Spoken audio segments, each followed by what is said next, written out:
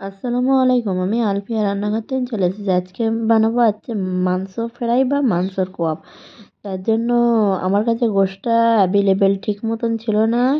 পুরো ফ্রেশ গরুর গোশত নিতে হবে। এর সাথে আমার চিকেনাই এসে গেছিলো, তাই আমি এই কটাই সাফ সাফাই করে ভালো করে কেটে ধুয়ে নিয়েছি। এর মধ্যে দিয়ে দিলাম আদা রসুন, লঙ্কার গুঁড়ো, নুন, হলুদ গুঁড়ো, জিরে গুঁড়ো, ধনিয়া গুঁড়ো, গরম মশলা সব একসাথে দিয়ে আমি এটা হাতে মিক্স করে নেব।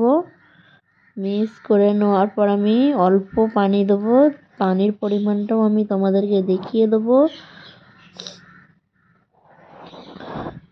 দেখতে পাচ্ছ আমি হাতে মেখে নিচ্ছি। এটা খেতে খুবই টেস্টি। তোমরাও বাড়িতে একবার বানিয়ে দেখো। দেখো আমি কতটা পানি নিয়েছি।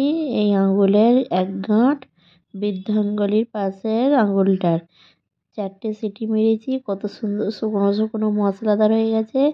এবার আমি একটা ফ্রাই প্যান নিয়ে নিয়েছি। এর মধ্যে আমি সাদা তেল দিয়ে দিলাম। আর আমি পেঁয়াজ, আদা, রসুন গোটা নিয়েছি একটা।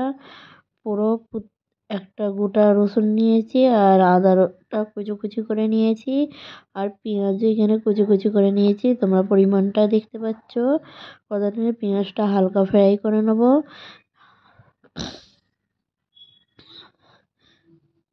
এদিকে ফ্রাই হতে থাক। তারপর আমি দিয়ে দিলাম কারি পাতা আর চিরা কাঁচা লঙ্কা। তোমরা পারলে চিলি ফ্লেক্স দিতে পারো। আমি চিলি ফ্লেক্সটা দিইনি। পেঁয়াজটা আমার হালকা লাল হয়ে গেছে। আমি এর মধ্যে দিয়ে দেবো সেদ্ধ করা রান্না করা গোশটা দিয়ে দিলাম।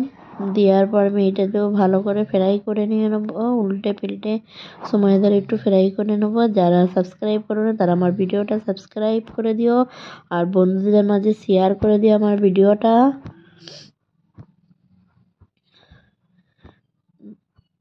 নতুন নতুন ভিডিও দেখতে হলে আলফিয়া রান্নাঘর চলে আসতে হবে। এই তো আমি উল্টে পাল্টে ভেজে নিচ্ছি। দেখতে কত জুসি হয়েছে, তাই না? আমার গলার পরিস্থিতিটা এখন খারাপ আছে। আমার সর্দি জ্বর আছে, তাই আমার ভয়েসটা একটু ইগনোর করে যাবে। এইভাবে আমি নেড়ে চেড়ে নেবো। পুরো 65 হয়ে গেছে আমার গোশ ফ্রাই বা গোশ কোয়াব। চলো ভালো থেকো, সুস্থ থেকো, আল্লাহ হাফেজ।